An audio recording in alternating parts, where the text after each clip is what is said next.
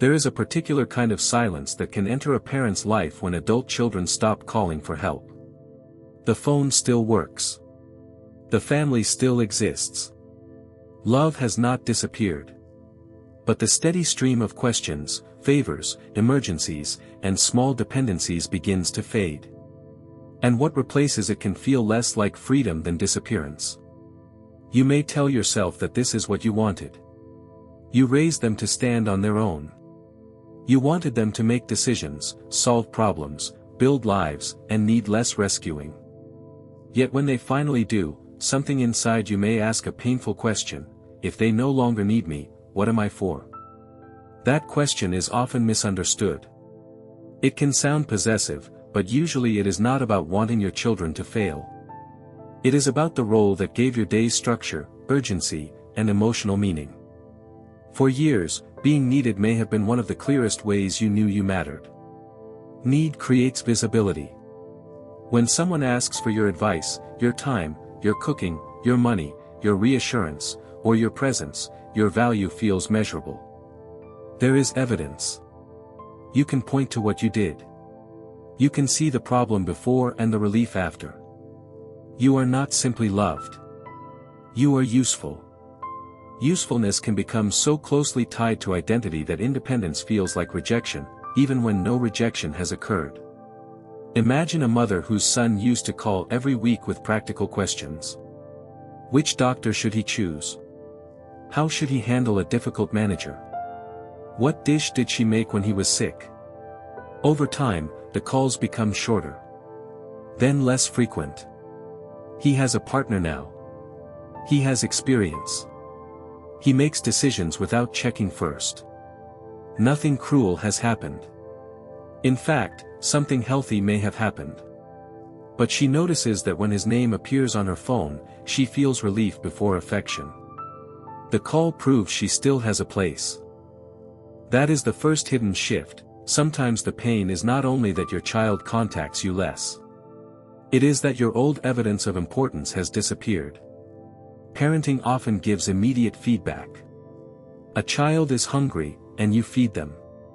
They are afraid, and you comfort them. They are confused, and you explain.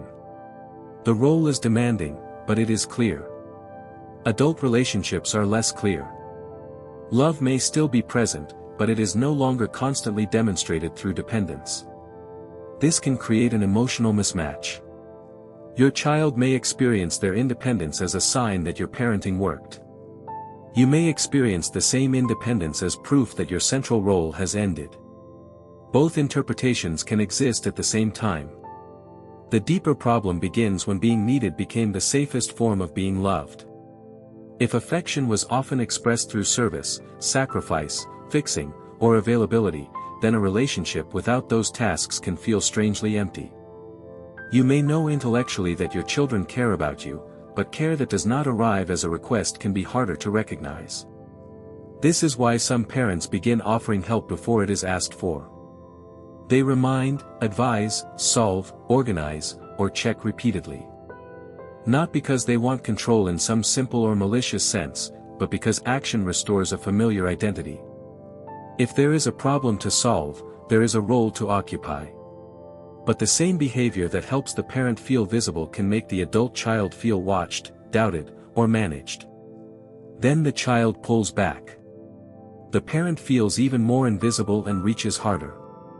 A painful loop forms. The more you try to recover closeness through usefulness, the more closeness may begin to feel like pressure. The main inversion is this: becoming less necessary does not mean becoming less important. Necessity and importance are not the same thing. A person can need a mechanic, an accountant, or a doctor in a specific moment. But love is not measured only by dependence. Your adult children may no longer need you to run their lives, yet still carry your influence in the way they handle conflict, prepare a meal, comfort someone, keep a promise, or recover from disappointment. Much of what you gave them may now be invisible precisely because it has been absorbed. You may not receive credit every time they use what they learn from you. You may not witness the private moment when your voice appears in their mind. You may not know which habits, standards, or forms of tenderness began in your home. Successful parenting often removes the visible proof of its own success. And that can be emotionally difficult, because the outcome you work toward can feel like the loss of the role that organized your life.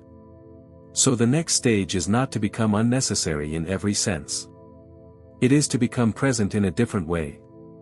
Instead of asking, "How can I make them need me again?" a more useful question may be, "How can I remain connected without requiring dependence as proof of love?" That may mean noticing the urge to give advice before advice is requested. It may mean allowing a delayed reply without turning it into a verdict on your worth. It may mean calling sometimes to share, not to check. It may mean letting your adult child know that you are available without making availability a test they must pass.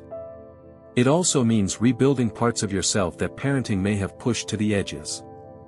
Not as a distraction from your children, and not as punishment for their independence, but as an honest recognition that your identity was never meant to end where their dependence ended. There may be friendships that need attention, interests that became quiet, abilities that were used only in service of the family, or questions about meaning that were postponed for years. The emptiness can become information. It may be showing you where your life became too narrow around one role, even a deeply meaningful one.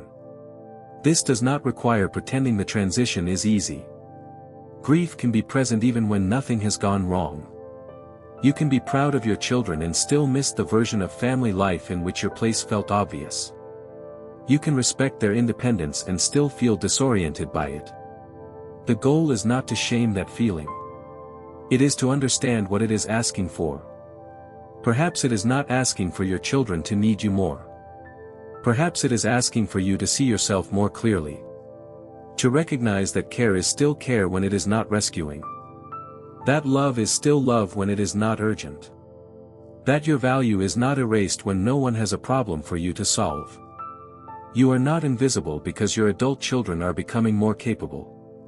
You may simply be standing in a new kind of relationship, one where your presence has to be measured less by dependence and more by mutual choice. And that can feel quieter. But quieter does not mean empty. Sometimes it means the relationship is no longer held together by need.